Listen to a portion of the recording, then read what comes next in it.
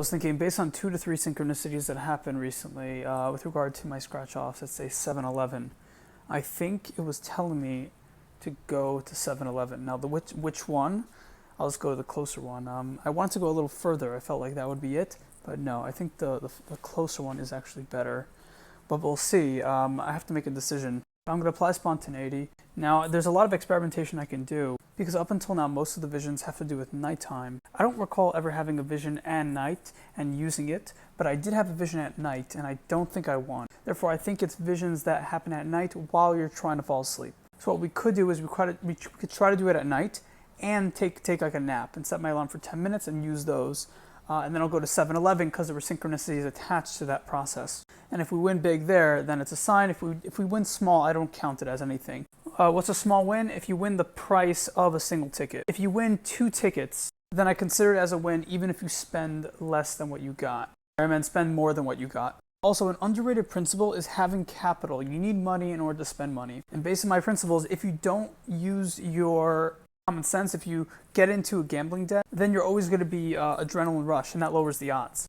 Luck brings luck. A positive state brings positive intuition. So if you're going into gambling debt because you don't have money to spend to practice, then you're actually lowering the odds. So it has to be money that you've set to the side in your mind or whatever, like as for entertainment, and it's separate from the money you're using to pay your bills. Because if you rely on this without having made a science out of it, then it's not good. And some people think they made a science out of it, but that's really gambler's fallacy. In general, if the odds are stacked against you, it's considered gambler's fallacy. But if you use visions and you have a process that's consistently working, then you have to assume that you're defeating the probability and that it's your will and interpretation and understanding mixed in with some kind of event that involves synchronicity, archetypes and paradigms and so on. And the conclusion is you're defeating the paradigm, which means gambler's fallacy no longer applies because you've stepped out of the arena of probability. You have a system. I once met a guy who offered to take $500 for me to triple it.